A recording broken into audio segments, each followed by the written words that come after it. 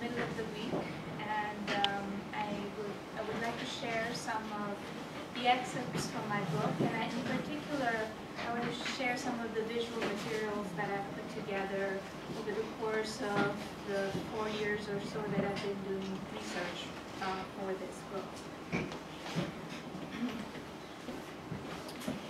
So in recent years, the importance of public space has re-entered our collective imaginations. The space of appearance, a phrase coined by Hannah Arendt to describe the importance of a visible public sphere where bold deeds and democratic opposition is staged. So this position of open space, public space, holds in high regard parks, squares, streets where demonstrations are staged, marches in New York City, traditionally moved up and down Broadway, the city's oldest north-south thoroughfare, passing through some of the large public spaces in Manhattan, such as Washington and Union Squares. Each of these squares has its own history of popular mobilization. So, however, what I want to talk about today and what the book is about is that there is another kind of space, one where public participation is negotiated and coordinated and developed into propositions for political action. One such space in New York City, an architectural eyesore and an unlikely candidate for urban glory, was this 3-story office building situated at the northwest corner of Lafayette and Bleecker Streets in Manhattan. This 9,000 square foot building, suffering from many physical ailments and owned by the anti-war organization, the A.J. Muste Memorial Institute, provided low-rent office space for activists and advocates of social justice in New York City. In imagining a place capable of harboring radicals, one seldom thinks of an office with desks, computers, phones, filing cabinets, and general clutter. However, such well-worn, personalized spaces have served as a forum for political mobilization for generations. This particular building on Lafayette Street was purchased in 1969 by the War Resisters League for a sum of $60,000 at what was the height of a relatively popular resistance to the Vietnam War. The well-established anti-war organization continued to exert influence within this building for the next 47 years. Other groups that burst into prominence in the 70s and 80s, such as the Anti-Nuke SHAD Alliance, the Mobilization for Survival, and the artist collective PAD and Repo History, endured for a short but productive spell and then disbanded, leaving a legacy of issue-based organization and subversive intervention. The project Debt and Taxes by the artist collective PAD drew inspiration from the age-old form of anti-war activism to point out the disproportionate amount of tax monies being directed towards military spending. So within the book, I examined some of the projects undertaken by the various movement groups within this building, and this timeline here traces the trajectory of some of the occupations within the building. Over the course of 4 decades, the building's fluctuating tenant base carved out a space for civic participation and reinforced a democratic vision of citizenship in a continuous process of political resistance. The use of multiple tactics of spatial occupation and civil disobedience to expose and critique state policies outside the electoral process earned this building the nickname Peace Pentagon. And I have here John Breitbart as a representative of many of these movements. He was a part of them. So in 2009, an impending MTA project under the sidewalk at the Bleecker Street station led to the revelation of a structural problem underneath this building. This problem would be one that would require a substantial sum of money to remediate.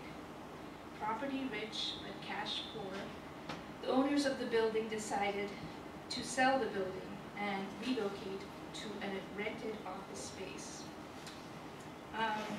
This did didn't happen quite as soon as we thought it would. It did eventually happen. But it was at this juncture that a group of us, well-wishers, users, and architects got together to find ways to save the Peace Pentagon. To conserve the legacy of activism on this site, while acknowledging the fragility of the physical structure, we launched an architectural competition, Peace Pentagon, a call to action. The competition brief asked participants to envision a future for this building that would accommodate the current and future tenants, optimize resources, and raise awareness about the mission of its users.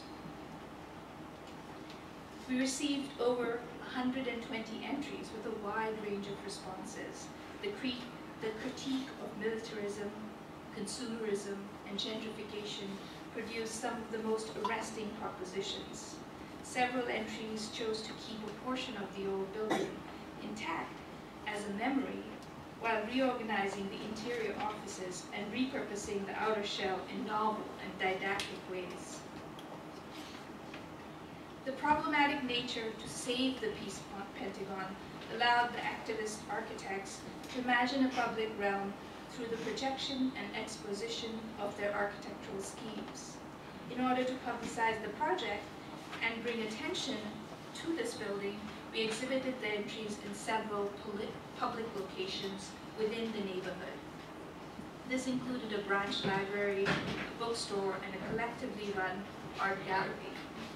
Many of these spaces were similarly threatened by escalating real estate values and a crumbling stock of ill-maintained properties. They were all sympathetic to the predicament of the Peace Pentagon.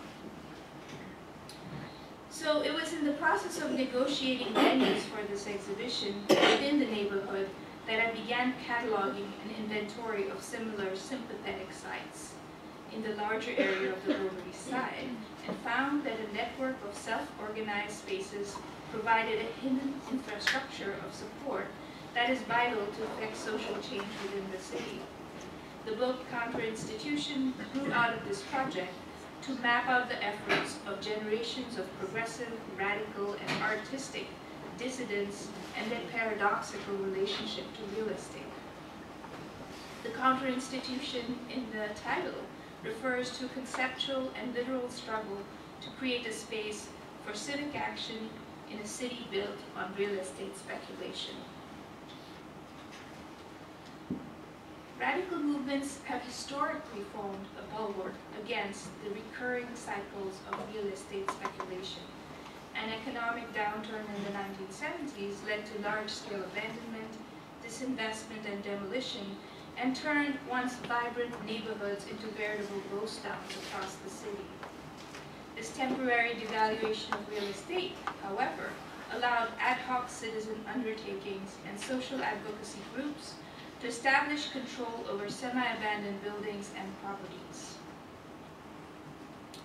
In the book, I discuss three main examples of what I call activist estates of the Lower East Side. Each of these represent different but overlapping political constituencies that emerged in New York City in the 1970s. The first of these is the Peace Pentagon that I've already introduced. The second is the Loisaida movement in general and the Bohio Center, and seen here in this old photograph of the building.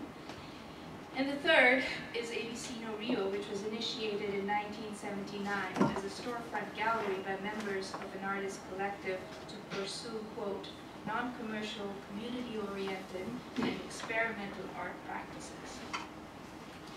So given the venue of my talk here in Loisaida Center, a block away from this building, the still contested PS64 Bohio Community Center, I'll focus a little bit more on the relevance of this building with regard to the activism in New York City.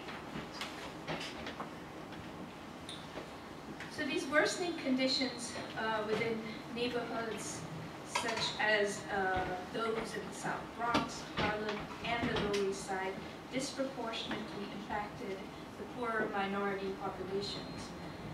The crisis of employment, housing, and education unfolding in these neighborhoods transformed many citizens into activists and generated new forms of political agency, particularly among young Puerto Ricans in the city. One such group to emerge from this dire situation was a youth collective called Charas. Having honed their organizational skills on the streets of New York, Chino, Umberto, Angelo, Roy, Anthony, and Sal, and Charas, aspired to change their own living conditions and harness the energy of others like themselves toward more productive goals. In 1968, they met the architect, provocateur, Buckminster Fuller at a lecture and were inspired by his talk to join a global movement to eliminate poverty and build a sustainable future. They enlisted Fuller's enthusiastic support, applied for some grants, and began the work of building geodesic domes in the Lower East Side. By the winter of 1972, Charas members had built 2 prototype domes with bent cardboard triangles, reinforced metal mesh, and plastered with ferrous cement in a city-owned vacant lot. The dome enjoyed a brief sojourn close to the piers of the Manhattan Bridge before being dismantled by the city to make way for a large-scale housing development on the same site. I don't know if that ever happened, really. So although the prefab dome urban house proved untenable in a city such as New York, Charas's dome building activities and the group's outreach to neighborhood youth continued to expand over the next 2 decades. Within the Lower East Side, deteriorating buildings and public spaces became the staging ground for creative actions and cultural self-expression. In 1974, when the poet Bimbo Rivas memorialized this blighted territory in his poem Loisaida, he took a significant step in claiming the neighborhood as a spiritual as well as a physical home for the struggling Puerto Rican community. The name Loisaida helped galvanize support for a series of actions involving the idea of a place that variously imagined by people as a movement, an ideology, and as a state of mind. We spoke of neighborhoods as states of mind earlier. So this poetic appropriation of an unwanted territory, Loisaida, became a rallying cry for community action, bounded by 14th Street in the north, Houston Street in the south, Avenue D in the east, and Avenue A on the west. 30 residential blocks had lost 40% of their population and a third of their housing stock between 1970 and 1980. This situation, as the map shows in black and green, left those remaining in the neighborhood in a precarious position. People struggled to live a normal life in a stock of ill-maintained, semi-abandoned housing where the landlord often turned off the water, electricity, and heat in order to drive out the tenants. Once a building was empty, landlords would set fire to the building in an attempt to profit from the insurance. Adopt a Building, a housing advocacy group, was one of the first operatives in Loisaida to reach out to tenants in distress and those in need of housing. They organized rent strikes and set up a structure to work on the rehabilitation of vacant buildings into cooperatively owned housing. This process, dubbed sweat equity, allowed future residents of the co-ops to contribute construction labor as a form of down payments towards the ownership of an apartment. Urban homesteading was eventually recognized by the federal government as a legitimate way to rehabilitate housing in several cities across the country. The actual implementation of this seemingly simple idea, putting existing housing stock back in the hands of the users, was a long and complex process. It began with assembling crews for construction, negotiating loans, fixing the buildings, training people that were potentially unskilled, and then ensuring that buildings were up to code and habitable. In 1974, a project sponsored by Adopt a Building with the help of Charas to renovate a 4-story apartment building on East 11th Street led to the development of 16 apartments built by homesteaders. This particular homesteading project, it's a very famous, well-known project, had a great deal of support within the neighborhood, and it also attracted the attention of young architects and planners that were seeking to implement small-scale alternative energy generation technologies into new models of affordable housing. They joined the local workforce at East 11th Street and began simply by adding improved insulation in the exposed surfaces of the building, but then went on to install solar collectors and a wind turbine on the building's roof to generate electricity. In 1978, after helping residents of the Lower East Side establish control over poorly managed and abandoned apartment buildings, Adopt a Building was looking to adopt a building of its own. They set their sights on this abandoned schoolhouse, the former PS 64, on an adjoining block next to Tompkins Square Park. That way, right? They leveraged their connections with the city to gain access to the property and invited Charas to join them in occupying and running the large facility. Working together, they formed a community center to pursue a three-part agenda to build housing, community, and the environment. The center was named El Bohio, the hut, to signify the ideals of a movement that had emerged from the endurance of the Puerto Rican population of the Lower East Side. Charas renovated the classrooms, one room at a time, and invited their colleagues and collaborators to join them in populating the expansive interior. During the first few years, the cultural and educational programs promoted by Charas became the mainstay of El Bohio. In 1981, a group of experimental film enthusiasts began screening movies in the former cafeteria within the schoolhouse. These avant-garde films often highlighted questions of housing, social movements, and community development. Classic films were paired with the work of local and lesser-known filmmakers from Latin America, Africa, and Asia to explore common themes of struggles against capitalism, war, and poverty. The program was advertised through attractively designed posters, such as this one you see on top. And films Charas pasted these posters around the neighborhood.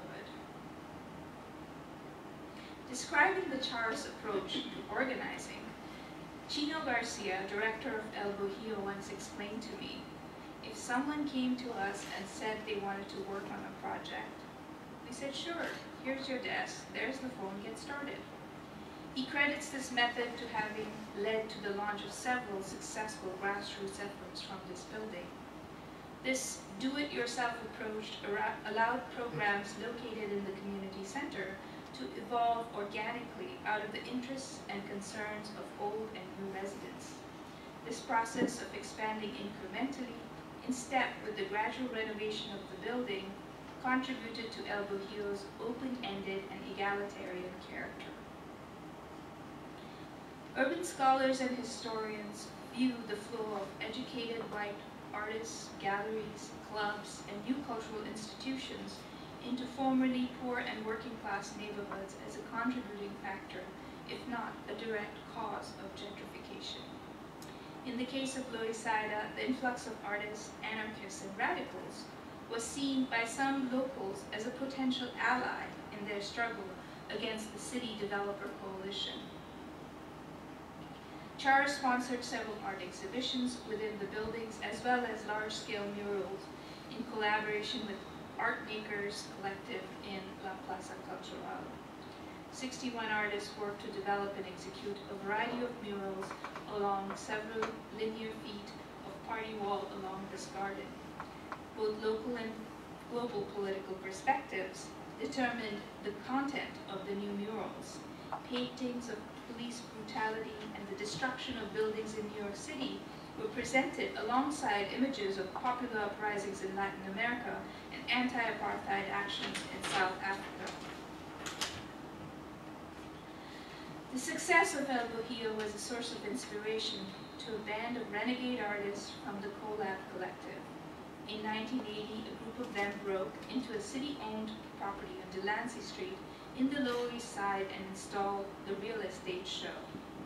The artist's manifesto announced their anti-institutional stance, but even as the show was shut down by the police, the city offered the artist the use of an alternate space in a 4-story tenement building in the same neighborhood. The artist accepted the offer and formed a volunteer-run art center at 156 Rivington Street.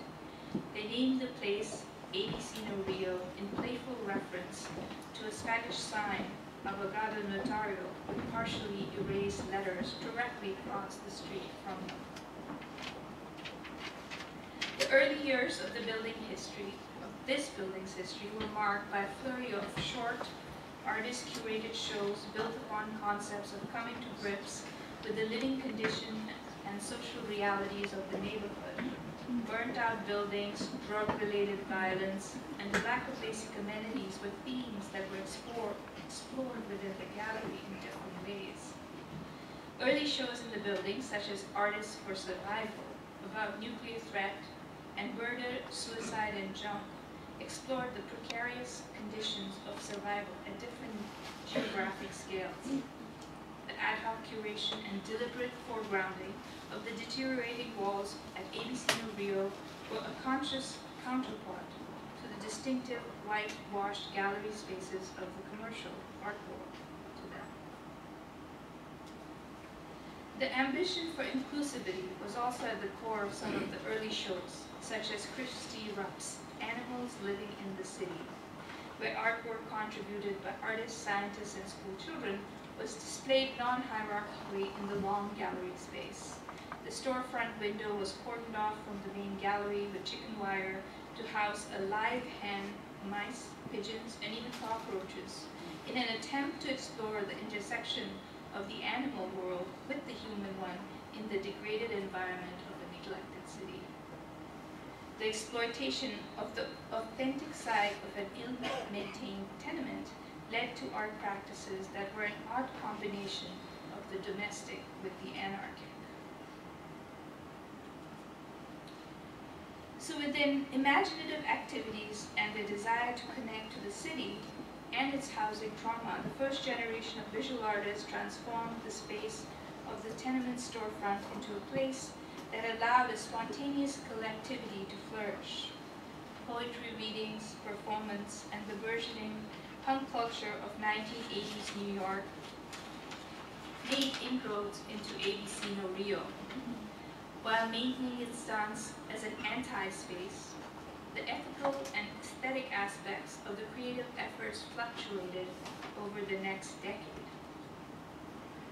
By the 90s, ABC No Rio became a locus of a growing hardcore punk rock scene. The Saturday hardcore matinees held in the basement of the building attracted an audience of teenagers and young adults that gravitated to an anarcho-punk camaraderie minus the violence, racism, and homophobia associated with this genre of music. ABC No Rio became a point of contact for the DIY punk culture in New York City, where bands and fans that distributed self-produced music via mail had a place to meet in person. The enthusiasm of the hardcore punk collective kept the reputation of ABC No Rio alive during a stressful period where the city applied continuous pressure for all tenants to vacate the premises of the tenement building. When the city stopped accepting rent from the gallery in 1994, a group of squatters moved into the empty apartments on the 3rd and 4th floors of the building to protect ABC No Rio from impending eviction. The DIY solidarity, the antipathy towards authority, and the connections to the wider squatter movement unfolding around Tompkins Square Park helped sustain ABC No Rio during this difficult time. They engaged in a multifaceted resistance that involved street protests, squatting, and petitioning. These efforts paid off in 1997 as the city stopped eviction proceedings and agreed to transfer the ownership of the building to ABC No Rio. The debut of the 6th The decade of the 90s saw a large-scale auctioning of city-owned buildings and vacant lots. To contest these sales, many different housing advocates and politicized citizens' organizations in the neighborhood gelled into a formidable opposition. Signs of Lower East Side not for sale, this land is ours, and speculators keep away appeared on buildings, in gardens, and in street demonstrations. In 1998, at the end of its 15-year lease, despite popular support and energetic fundraising, El Bohio Community Center was auctioned off to a private developer for $3.5 million. The sale of the center came as a shock to a neighborhood that saw others, such as ABC No Rio, attain ownership of their own buildings. According to some community leaders, this negative outcome was the result of the administration's vendetta against the political rallying and specific importance of El Bohio to the Puerto Rican movement in Loisaida. The impending loss of the building, however, brought many of the older generation of Puerto Ricans back into the building. They joined arms with the white artists and their cohorts to participate in a collective campaign to maintain control of the building. Many saw this building symbolically as a product of cross-fertilization for white and Puerto Rican artists and activists.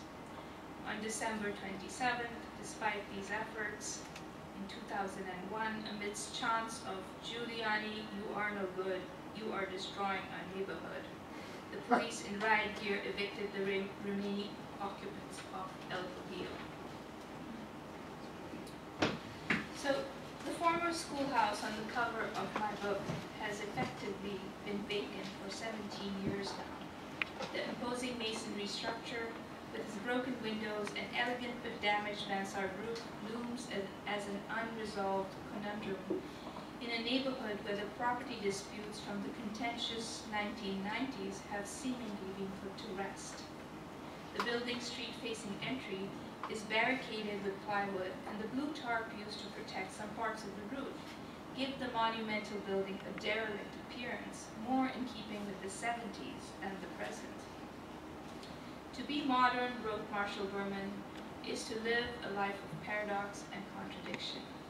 It is to be overpowered by the immense bureaucratic organizations that have the power to control and often to destroy all communities, values, lives, and yet to be undeterred in our determination to face these forces, to fight to change their world and make it our own. It is to be both a revolutionary and a conservative, alive to new possibilities of experience and adventure, frightened by the nihilistic depths to which so many modern adventures lead, longing to create and to hold on to something real even as it melts. This book reveals a partial view of this landscape that Marshall Berman speaks of, a landscape in which both revolutionary and conservative forces continue to converge to form the melting city. The centrality within the city, the connection to networks of people, ideas, and places are key elements that help stabilize institutions. These same factors are also vital to its nemesis, the counterinstitution. This counterinstitution, in positioning itself against the established power of the institution, leads to social practices that challenge the authority and call for redistribution of power. In the case of the activist estates, there is a specific attempt to disrupt the cycle of commodification of property that was, within the 70s and up to today, partially successful. In the writing of this history, I wanted to create an awareness of the potential for activism and also the need to build more relevant spaces for insurgent action.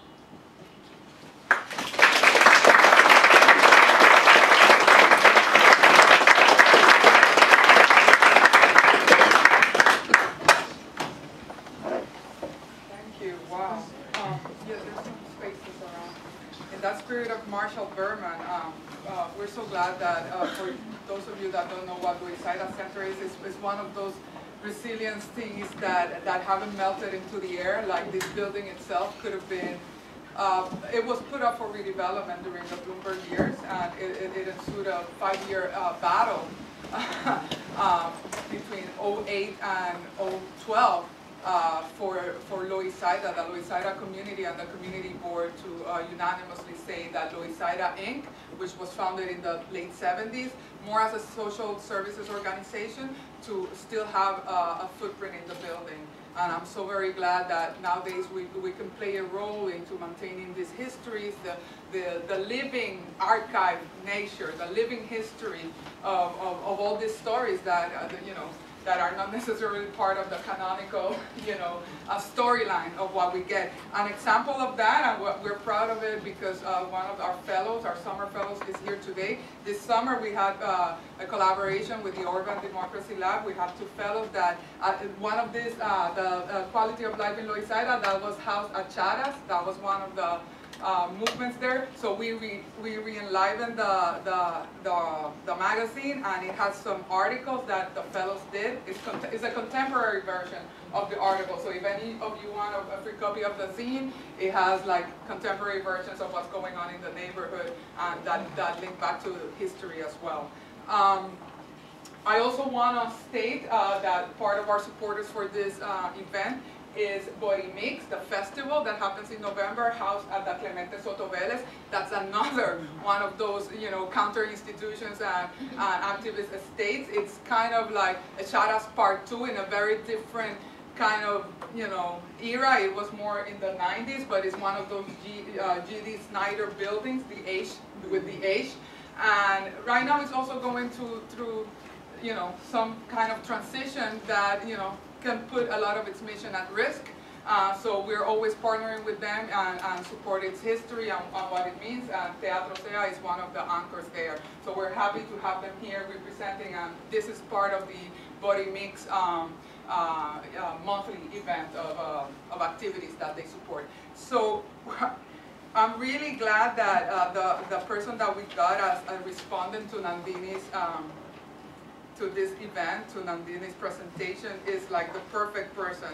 He basically has a direct relationship with I think most of the buildings that are a case study in the book.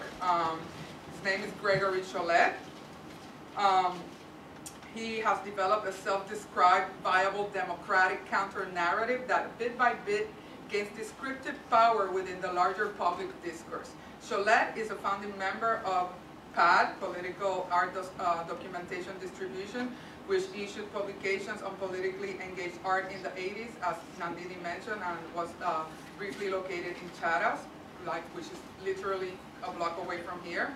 Repo History, which repossessed suppressed histories in New York, and Gulf Labor most recently. He teaches at Queens College CUNY and is the author of Art as Social Action, co-edited with Chloe Bass, and the book Delirium and Resistance and Dark Matter. So thank you, Greg, for being here. Thank you.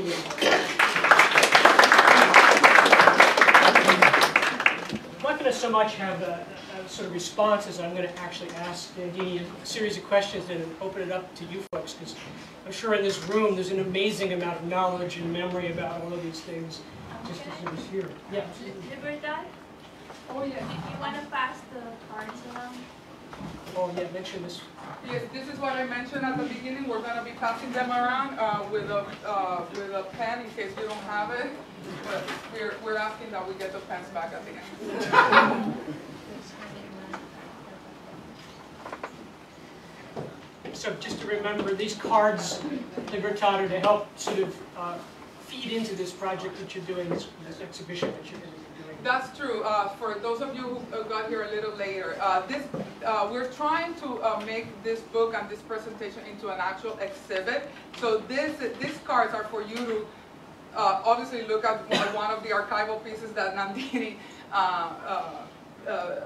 put together in the book, but in the back is for you to give them back with instances of possible raw materials, primary sources that we could maybe include in this potential exhibit. So we would collect them at the end, okay? So that's what we're aiming for here. And we also want to state that at the end, obviously we can mingle, and the book of Nandini's is here for sale.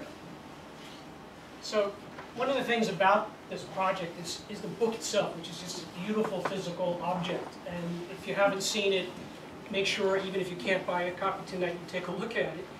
It's really kind of beautiful and remarkable in its own right. And I think some of the questions I have really almost have to do with like this edge between making a work like that and doing academic research. And we'll kind of get into that a little bit. But to me, it's kind of an intervention in its own right, because it sort of tries to remember the archive, the sort of forgotten archive in many cases, but not simply as an act of nostalgia, but as an act of actual resistance or intervention. And I see that again and again, not just the way you put the book together, but the way you describe it and so much of the material in it. It's almost, you're going to give the archive a chance to speak, and it's going to disturb the present. We're not simply going to make a trip back to the bad old days or the good old days, depending on how you look at it. I'd actually say something to the effect it's going to memorialize, interpret, and politicize the buildings in question. This book hopes to empower a new generation activists, architects, artists, and urbanists to engage in the built environment. And that's a pretty remarkable statement, I have to say. So just kudos for putting this together. I have a few questions, as I said, and I'd love to hear your questions, but my first question is more kind of like the process, right? You tell us, you talk about, for example, something I didn't know about, which was in '63, the Living Theater, the group being arrested, then turning the courtroom into a theater. I'm just wondering, how did you go about getting some of these histories? Was there not the kind of histories you go to the library and find off the shelf, and you're lucky if they're even in an archive that you can probably access? So I'm curious about how you did it, but also what was the most startling or unusual thing that happened in your research? So, as you know, I'm an architect, and so I gravitated towards these buildings as a starting point to the stories. And when you look at it in that way, which people aren't often so aware of, the spaces they work in, and as I started to interview, a lot of the book is put together through oral histories, interviews, conversations with people, because there aren't so many archives. They're mostly in people's homes, you know, so I would follow a thread, and what happened through that process is people started to talk about, you know, whenever I asked them about, so what was the room like? This is me, the architect, you know, how did the space affect your work? And they weren't interested in those kinds of questions. So instead, the story would broaden at each point, and as a result, the research was very multidisciplinary. Like I was reading the history of Living Theater, and then I would meet Chino, and he would talk about these theatrical performances that they were doing, street theater that they were doing in Philadelphia, in New York. It's not here. It's in the back. And so Chino would start talking about the theater that they were putting in, Teatro Ambulante. It was the company that Bimbo Rivas and Chino were working together on. And he would mention that actually it was Judith Molina who influenced them in the way in which they were putting together these performances. So every conversation would somehow end up being connected, and then I would go down that road, as you know, that's kind of how research works.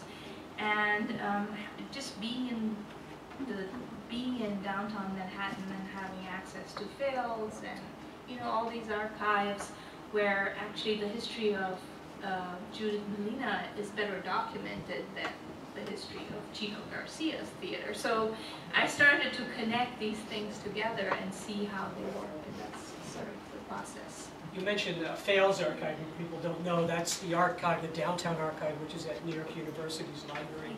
And it's quite a treasure. It has a lot of materials. The repo history, which was mentioned, has their materials there. The other part of the archive, political art documentation distribution, which was set up as an archive, is in the Museum of Modern Art. So it's kind of split over a number of institutions.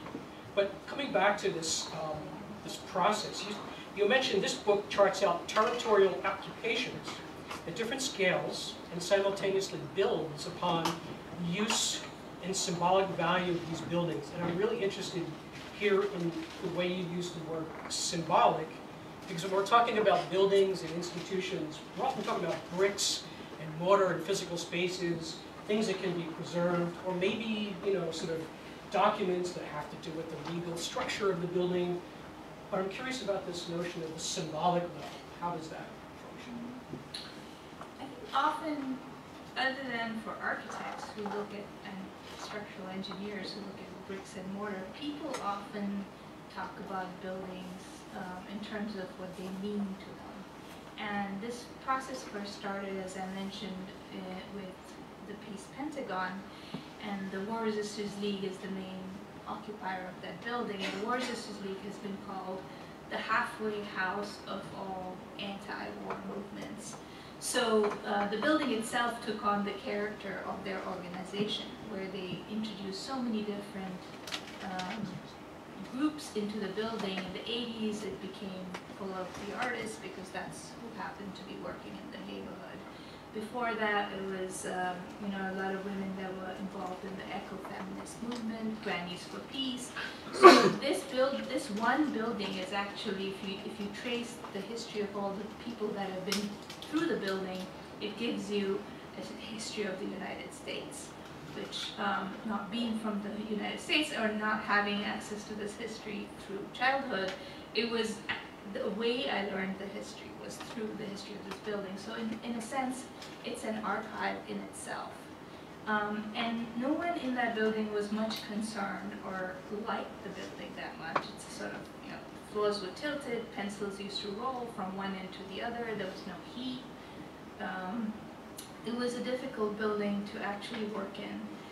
But at the moment when the building was about to be sold, people got deeply attached to it, and they started talking about what this building meant to them.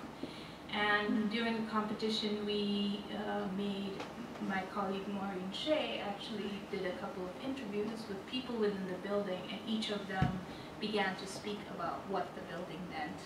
And it was always this sort of symbolic weight that the building carried, you know, for each of them. And so I think, and same thing with the Charles building, I would say the reason it has, the struggle to acquire it has persisted so long is it's sort of a symbol of the resistance and resilience of the Puerto Rican movement in Loisaida. And so people who aren't even Puerto Rican, you know, want that to be a part of their history, and are reluctant to let go of it. So almost on top of the kind of struggles that go on at a very material level, there's almost a kind of theater of symbolic or signification that people are playing out, almost a kind of battlefield at another level.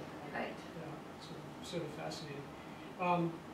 Yeah, I mean, you actually broke down, and it's really wonderful the way the book is structured too, just in terms of how it unfolds, really into three groups, these kind of projects and time frames. And first is progressive estates, related to the settlement movements, and et cetera, from the 19th century.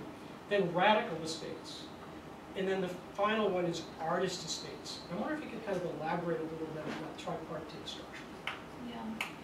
So I spoke about the three chapters today of the book. There are these three main buildings, but as I started to think about, you know, why the Lower East Side, you know, like, of course, there's the very rich immigrant history that we're very well aware of, and you know, I tried not to go too far back into that history because a lot of people have already written about it. It's well known. It's the portal into which all immigrants came into the United States and dispersed from here. But what was really interesting is that looking at just, if you just start looking at the buildings, it is the settlement houses that still exist that allowed some of these events that occurred, you know, in the 70s. This was the locus of their organizing. It was these spaces that had been put in place, you know, in the late 1800s. These buildings that were purpose-built, beautiful settlement houses, such as University Settlement, which is purpose-built. I don't know if anyone gets to go inside of it. These buildings were really phenomenal, and they were built in order for the progressives, which is the first group I speak of, to create a sense of reform, to reform the city in a place where at the time there was a lot of overcrowding, disease, poor labor practices, children, you know, we know that story of from Jacob Riis's book, How the Other Half Lives. And so these progressive settlement people moved into the neighborhood. The idea was that they live amongst the poor. It was a little bit of a sort of a patriarchal undertaking, but they lived within these houses and they encouraged people to organize bottom up. And as a result of this infrastructure within the neighborhood, the later movements that happened in the 70s all somehow benefited from this kind of longer legacy of progressive reform, which also then ties back to the reason that why there's public housing along the waterfront. So this is the kind of progressive landscape as I see it. The radical is a little bit sort of more fragmented and harder to kind of pin down, but it sort of deals with the idea of labor organizing, which also happened in the Lower East Side in the 1800s. And then following through with that, I began to see somehow the connections between the anti-war movements, because there was two wars, you know, World War I, World War II, and it really polarized the people that were part of this neighborhood. So even settlement workers such as Lillian Wald, who was an anti-war activist, at some point during World War I came out and was sort of punished for being on that side. So a lot of the women that were anti-war activists in the 1917s, there was no sympathy for that position back then. So in a way, they were both progressives and radicals at that time. And then the connection between Judith Molina, the theater groups, as well as the Catholic workers. So there's also this odd kind of connection of the pacifists with these religious organizations. Exactly, Dorothy.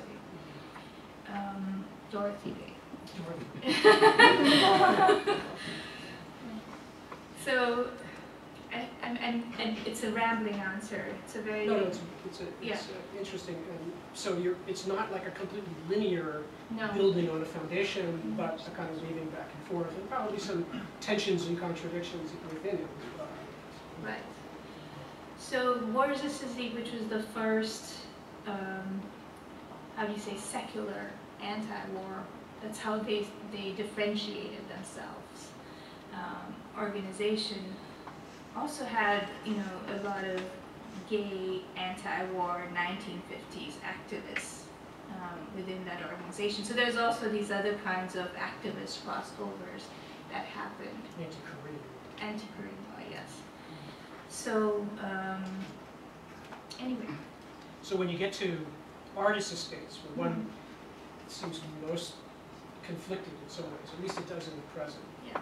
I'm wondering how that compares to those two, and do you see sort of a shift taking place from the period that you looked at to maybe the present? I don't know how much you've been following, for example, the work that Theaster Gates is doing on the south side of Chicago, and other things like that. Yeah, so you know, artists have always been part of social movements, but they never sort of distinguished themselves as such. And the idea of, you know, with Lucy Lippard, you know, the organizing to really kind of acknowledge that as artwork and not just as a support structure was something that she brought into focus.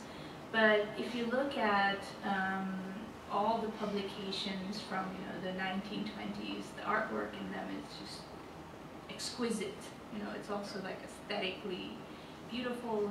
There's very many like very talented artists, and you know, Interference Archive has been putting together a lot of this kind of work and looking at it again as, you know, art practices rather than just as a kind of propaganda or support to the various types of movements that it's associated with. So, but yeah, I would say, and you know this history better, I learned it actually from you, from your writing, is in the 80s there was a definite like desire for artists not to be seen as the bringers of gentrification, because there was that dialogue going on, and so people like you and your friends, yes, right, you all organized to really distinguish yourselves and create art that was overtly political, not just subliminally so, right? And to the point of Theaster Gates, I'm not sure what to make of that. You know, it's sort of a kind of moment in time when we don't have, it's not the 70s, real estate isn't vacant and available, you know. There's still contestations for space. I mean, look at PS 64, it's been vacant for so many years, one wonders what's going on. But there's not so many city properties that one could just co-opt and create these alternative spaces with ease. So what goes into the creation, such as what Theaster Gates is doing, it's a different model. It's, I would say it's more organized. It is, you know, some parts of it are a little bit dubious, the kinds of compromises maybe that you have to make in order to get a community center, you know, wrestling it out of the city's hands. It's all a little bit more tight. And in some cases in the south side of Chicago, Yeah. it's Rahm Emanuel actually happily giving over, you know, the property to the projects. So it's a little different than some of the contested projects that we dealt with in the past. So yeah, but it's interesting that this idea of the artist as someone who goes and intervenes into these counter institutions has now kind of grown into a model that's sitting both within the art world and within the legitimate sort of world of kind of real estate development in a certain sense, to a certain degree. And I find that's kind of an interesting and maybe troubling and also interesting moment. Right. It's sort of the institutionalization of the Counterinstitute. It could be. It could very well be. Yeah. I got just a couple more questions, and I hope you're thinking of some for our guest. But one of the ones that kind of flows from that is, what do you see as the difference, if any, between the kind of institutions you examined in the book and the sort of alternative space movement that was kind of happening parallel to that? How would you, because a lot of ways alternative spaces claim to be a kind of counter-institution, but there clearly is a difference between the two types of buildings, the two types of approaches to tactics. Right. I mean, in the case of ABC No Rio, which also called itself a sort of an alternative to alternative spaces, is what they said they were, the anti-space and so on. I mean, a lot of that is rhetorical, but a lot of it is also true, how hard they strove to keep that, that idea alive, right? Mm-hmm. So, you know, and you discuss somewhere, I think I've seen you on a YouTube video talking about being institutionalized. talking about the new museum, which was one of these counter-institutional or alternative spaces. It started as right, sure.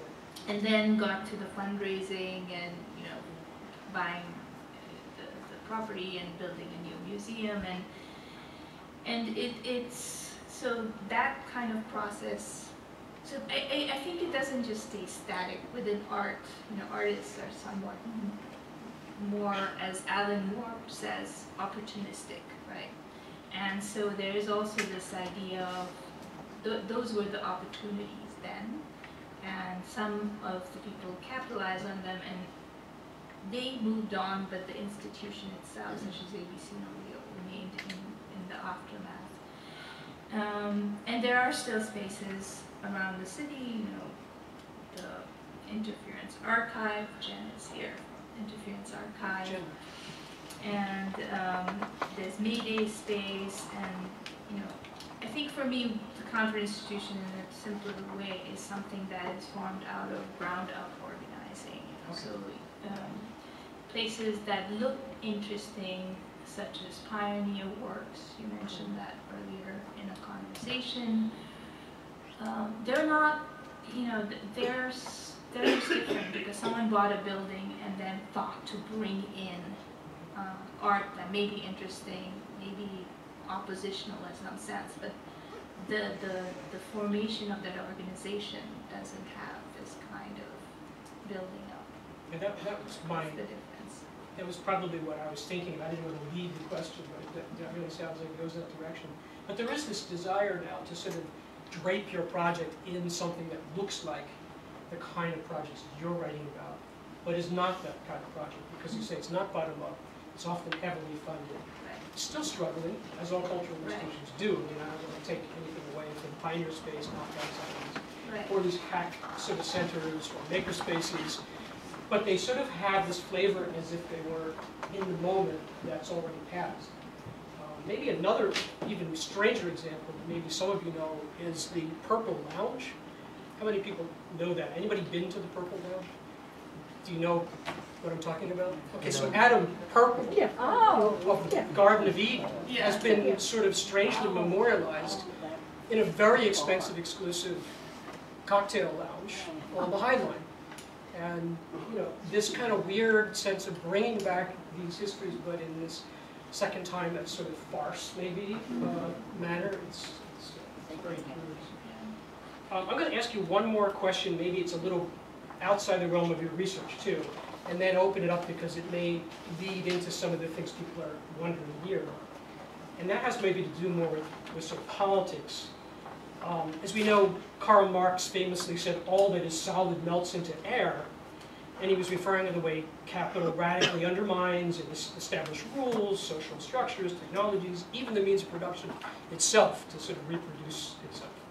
But at the same time, in New York City, we've seen cycles of disinvestment and investment that are intentionally used, right, to set up political economic tools to set up certain kinds of regimes, even racist structuring of apartheid regimes in the city.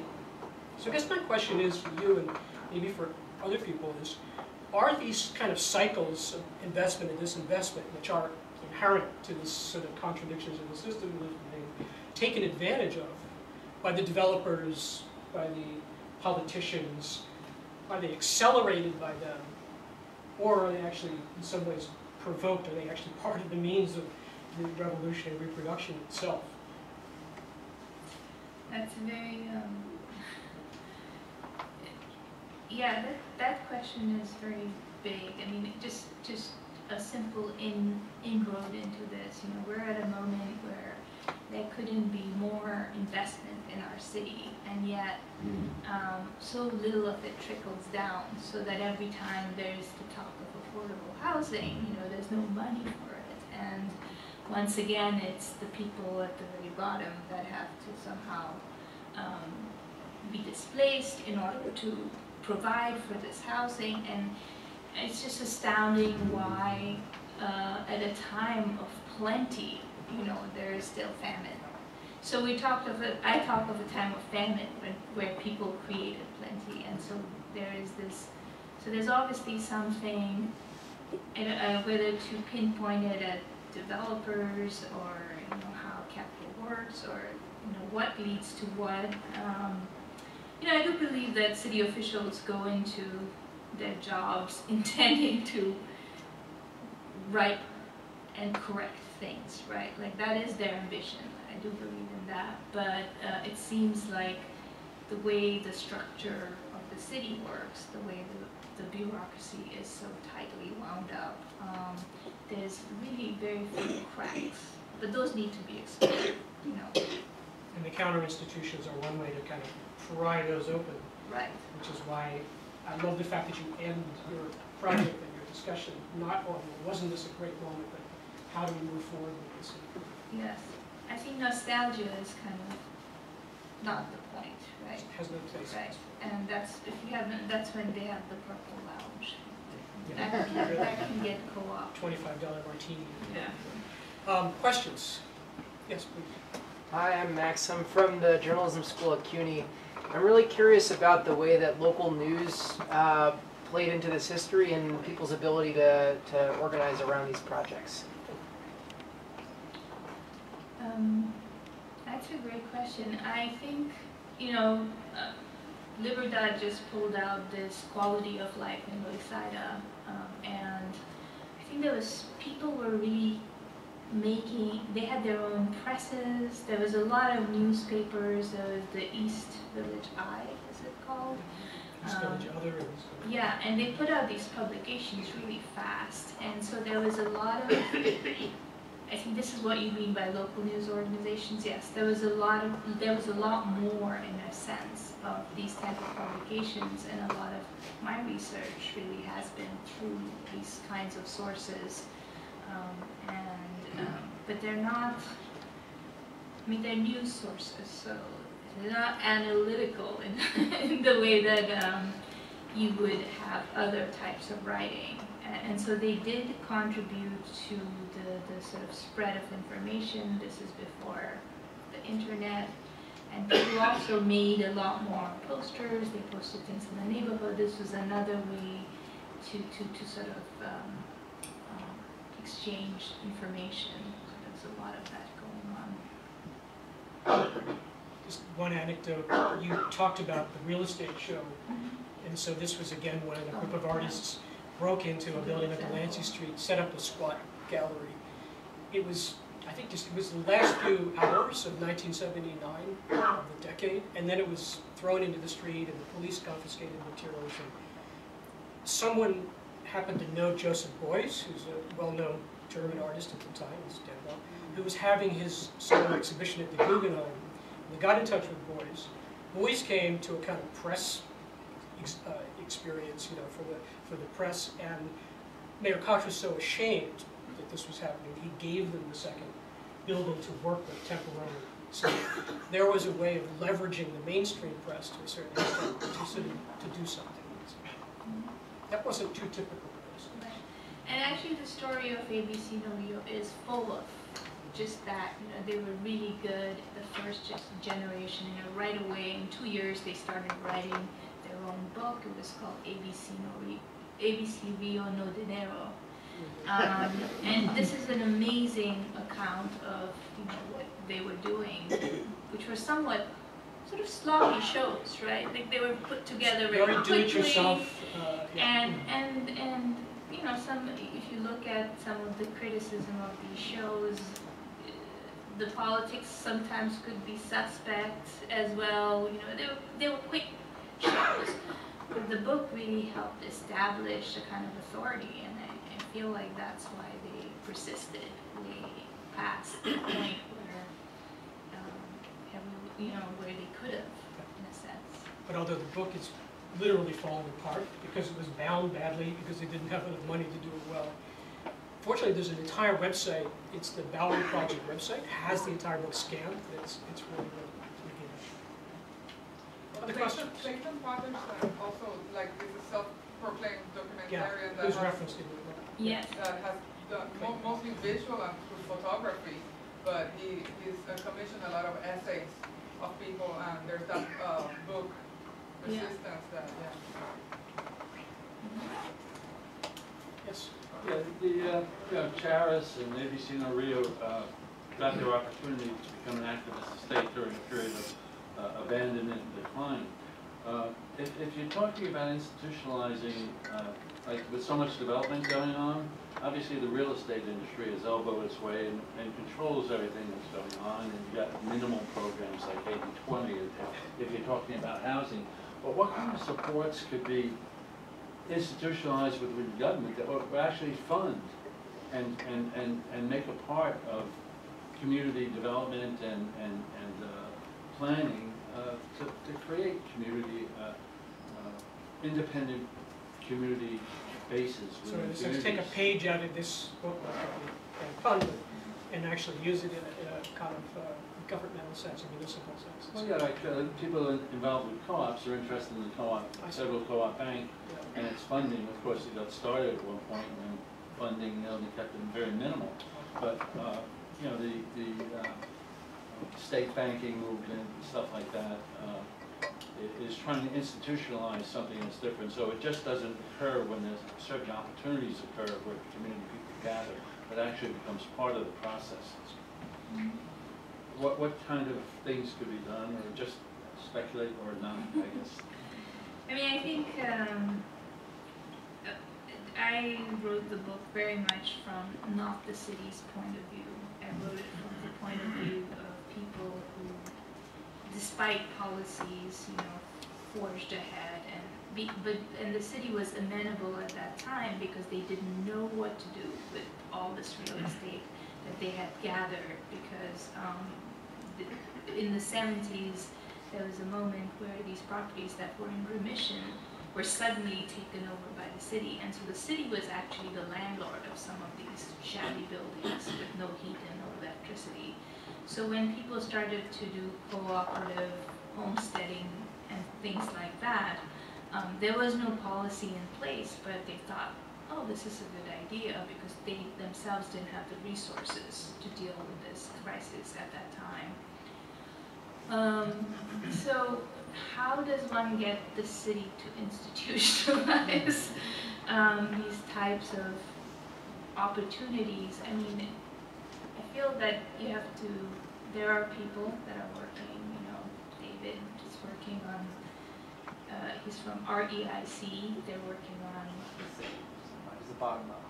it's again a kind of organization that's collectively thinking about how to create funding opportunities for small organizations that want to purchase property, right? So there are a couple of different kinds of, and then there's the CLTs that are trying to gather some speed, and the city is moderately, not open is too big of a word, but they're sort of interested in investigating. If you come up with an option that solves a problem that the city has, then there is the way to convince them. Do you want to add something to that? Maybe fill it out. Just the organization, real estate investment. It's just a grassroots group that's trying to find ways to pool money together to invest in community types of projects. But you're not officially connected to the city. No, maybe nudging their policies a little bit, if possible. Yeah, maybe to encourage more investment. I mean, I think the problem you raise is a sort of lemon socialist problem. It's like the factory stopped producing well, and now we're going to turn it over to the workers so they can have a cooperative. This is the classic thing. Well, some of them work pretty well in Argentina. Yes, and I would say that you can look at places like that, or Barcelona might be right now a really good example of the municipalist movement that's taking place there. Might be a really good model, ways to sort of think through how do you go from the kind of bottom-up projects that are maybe small and scattered and weave those together into something that might actually consist of governance at a higher level. Libertad, you have a question? Oh, yes. Yeah, I wanted to corroborate the strategy of the usefulness to the city of rehabbing the buildings initially and in the state that they were in. I was a homesteader, and it was a great service to them. My question is, or my thought is, sort of building piggybacking on what you were talking. The Lower East Side People's Federal Credit Union seems to have like a sort of archival relationship to some of this, and I'm wondering, as that institution has managed to, I don't know, thrive, but continue, I wonder if it's mentioned in the history anywhere, or also about the possibilities for the kind of building that people are talking about, obviously small and very grassroots. I mean, I did come across a lot of mention of it. It's part of this whole organizing strategy. I think what was so interesting about Charas is they were working on several fronts: health, Chino worked at Nina, and also they're the ones who were sort of organizing businesses along Avenue C. So there was a lot of different initiatives. I think I focused on the buildings, as I said, being somewhat interested in how spaces can engender this type of feeling and the propensity to organize around space is what I focused on. So the monetary, of course, that's very important, you know, how you kind of create an economic organization is a whole other type of organizing that happens simultaneously.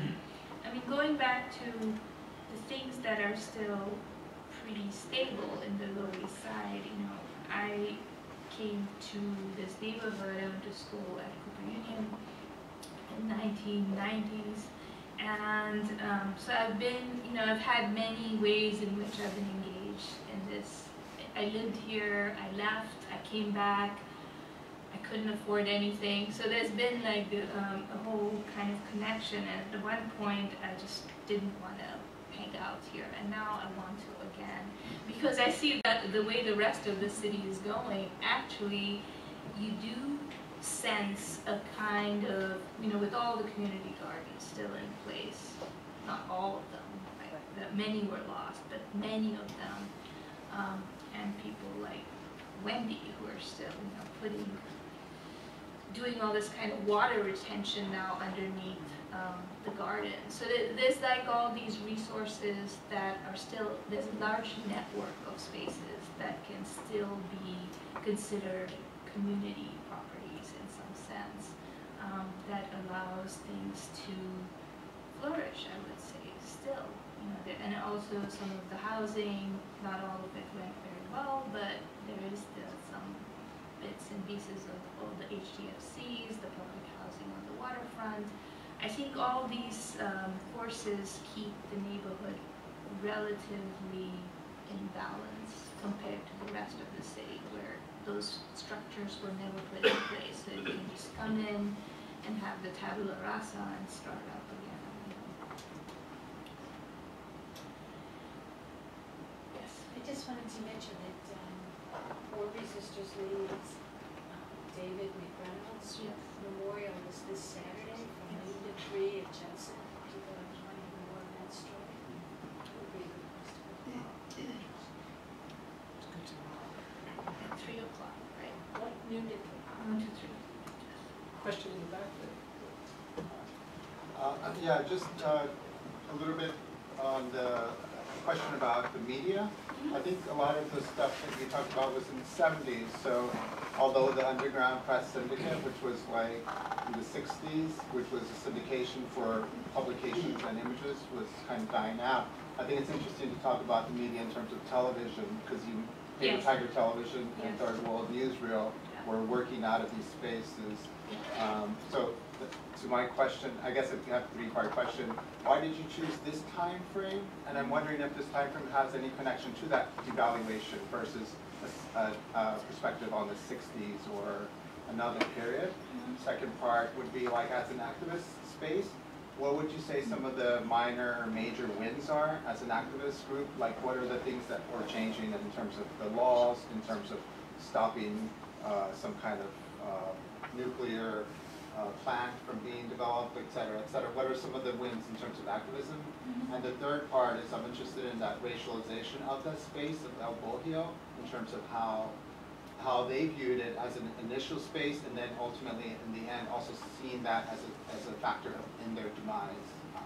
I'm the artist who's doing the work next door in terms of like understanding the positions in these activist spaces. Yeah, I mean, like you, I'm really excited to do timelines because, you know, I was gathering so much information. It was all spiraling out of control, and like the timelines at first were just a way to organize all this material. And I think I started in the 70s, but I go on into like 2016, which is when the War Resistors, the A.J. Musty Institute finally sold the building. And I still keep calling them if they'll, you know, answer the phone. I'd be happy to do, you know, part 2 on what's happening with the money they made off of the sale of that building, which is, right, an interesting kind of ongoing project. But the 70s, or it was just sort of this idea of the fiscal crisis, the end of the Vietnam War, and this is when the War Sisters League first acquired the building in 1969.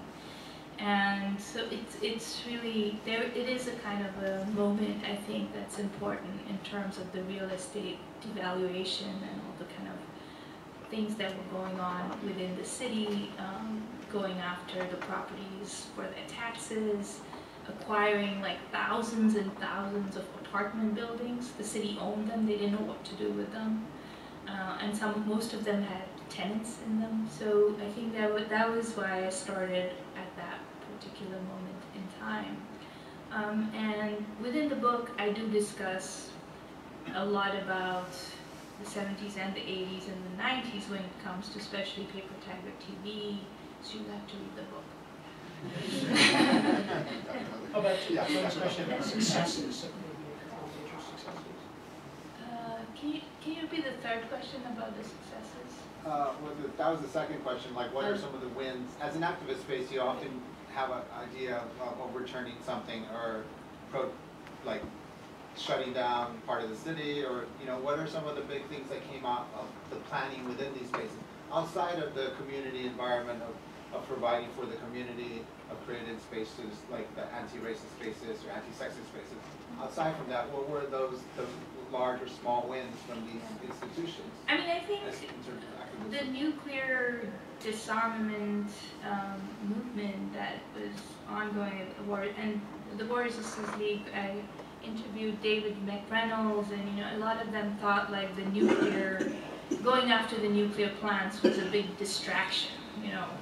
Some of them held that point of view because they wanted to stop war and to have all these kinds of, which were in the end, they were sort of chaotic, but they were very effective movements in that no nuclear plants were built until 2000, recently, until very recently. So there was this kind of an incident, and it was called the 3 Mile incident, and after that pretty much no nuclear plants were built in the United States till 2000 and I want to say 12, and then the moratorium was lifted. So these movements were somewhat effective to that degree. Is that okay? And I think in looking at these types of, in looking at the 3 different kinds of buildings, I was also interested not just in a very narrow kind of definition of community, although it's all located in the Lower East Side. Not all of the groups were interested in right to city movements. For example, the War Sisters League and that whole building, their focus was very much, global. And even the Puerto Rican movement, which is so local, they are coming with this very deep perspective of like a colonial landscape, and they bring that internationalism to this location. So there are these ways in which broader issues are being discussed within the kinds of, I sort of mentioned Lefebvre somewhere in the book, and it's really, I'm looking at the idea of how space is produced, not just sort of what the result is or even these buildings, but these kinds of larger and smaller geographic, spatial actions that are being fomented within this moment. I think it'd be impossible to disentangle the history of the radical phase that you were talking about, which would have included primarily the U.S. Communist Party and its important role in establishing housing, labor unions and things, working with labor unions, etc. I don't think you can pull that out of this history very easily either. I think that allows for a certain amount of foundation that some of this is built off of in different ways. As much as the new left, which as much as it was a kind of rebellion against the old left, carried over a lot of the sort of same kind of ideas. So the internationalism, for example, that you mentioned, would be obviously part of the anti-war movement that the Communist Party was very involved in during the 1930s. And David McReynolds ran for President of the United States under the Socialist Party banner in 1980, even. And not to forget the Trotsky. Maybe twice. No, not David. Pastor Peter. You had a third question. Oh, the space, yeah, I think you've answered it in terms of the Puerto Rican sensibility, bringing in the colonial aspects and playing out on a micro level. I think that kind of answers. Can I add to that? Because Why? I think the Puerto Rican was local and more, it was what we now call the colonial, and there's a theory behind it, and Mignolo, even who came after Lefebvre and that right to the city. The Puerto Rican movement was really doing decolonization. They weren't about post-coloniality. They were really doing like a very localized way of emancipation through the appropriation of space, of sweat equity, and also of linking it beyond like an identity kind of boxed in kind of square. So they were really about decolonialism before the term was actually kind of invented by a theorist. Chino's here. Maybe he doesn't say it in those terms, but that's what they were doing. Nandini, I wanted to ask you to talk a little bit about this concept of buildings as being shelters. You know, people make notes about the rent being too damn high, but if you're doing resistance and you're doing organizing, having spaces to inhabit for both office space as well as meetings is a significant issue. You know, that if you can stamp out low-priced space or places to meet. I mean, I've been involved in groups that meet, you know, in the food area of Whole Foods or whatever. You know, people struggle for places to get together. Can people hear there's questions in the back? If you can't, we can repeat. That in the issues around trying to preserve the Peace Pentagon, one of the issues was that the ownership of the building had a dual function as a foundation, but also as landlord to the building, and that the rents in the building for organizations and for meeting space were way below market, and that this was called a sheltering function of the building's purpose and management, which became a big part of the dialogue or debate about what the building, what needed to happen in and to the building.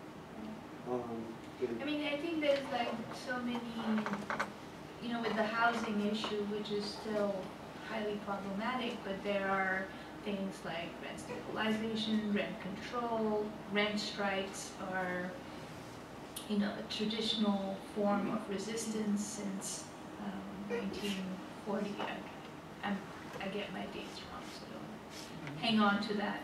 But with commercial space, there's not that many restrictions, you know, and which is why we see all these vacant storefronts. There have been several articles, I think, lately in the newspaper and the news about, you know, why people are warehousing, because they get tax breaks, you know. So we have all these commercial spaces, all these storefronts, and the people who own those buildings would rather have them be vacant and get tax breaks than give them over to, you know, lower, not even low rent, but lower rent tenants. So there's very few. I think this is one of the reasons why this is so important to sort of to bring up, is that there's no real way that commercial space is being protected within the city at the moment. Also, the No Rio establishment of No Rio, with the real estate exhibition on Main Street, that was a warehouse building that they broke into, and I think they strategically picked that building to point out, here we have a homeless crisis going on, and the city is just sitting on this real estate and not doing anything with it. Is that potentially a political avenue to pursue, to say that it's a kind of rent regulation, to say that something like an anti-warehousing? It sounds good to me. Yeah. But the difference now and then, of course, then, as Nandini pointed out, that people were burning their buildings down. I'm sure you know this. I also went to Cooper Union. We both did. And I went 77 as a transfer student from Pennsylvania, so I came here. And I would go home to my place, which was on the corner of Tompkins Square Park, and just write your charts, as a matter of fact. and just worried that my place would be on fire. You know, we would watch fires from our building. Sometime around 83, 84, that just sort of ends. But in that period of time, warehousing went hand in hand with just destroying property. Now, obviously, it's completely different. What are people warehousing for? For like even more astronomical rents? Then it was just like, what can we even get out of this building if anything? I'm on the board of ABC No Rio and happy to say we now have a building permit. Oh, well, And that's an accomplishment. yeah, it's big news. Can you explain why that is such a big deal? Because some people may not. She looks young. And, no, but it's a big deal that $8 million has been raised, that. But you didn't raise it through Citibank, as far as I know. That's right. But it's really good news for all of us. And also I want to mention, I don't know if it's in your book, NYC Commons, the map of the city-owned spaces that are deeded to as community use. One of them is the Stanton Building, which is in Sarah Roosevelt Park, so that's roughly Houston's 2nd Avenue, by a block below that. The city has now agreed to take their storage out of there, opening the way for it to possibly become a community space once again. And there's dozens of those around the city. Direct buildings that the city closed around 1980. They're all over the place. They promised to give this one back in 1982. So it only takes a little while. So can you say something about the power of persistence? Yeah, I mean, I think I have to say this. I see a couple of my students in this room, and you know, I don't envy their trajectory into like the working world, because it's very different from when, let's say, I graduated. You know, I had more time on my hands, and so I think there's also something like the kind of openness to you know, spend a day organizing around an issue and keep going back to it, and all this kind of investment that all these people made. It was, most of it was really about time and dedication. And yes, 1997 is when the city first said to ABC No Rio, okay, we give you this building, and now we're in 2017. But it's still interesting that ABC No Rio, you know, stuck to the city, right? Because they could have done what others did, which is go outside, fundraise, and then be beholden to sort of this money that they had gotten from outside sources.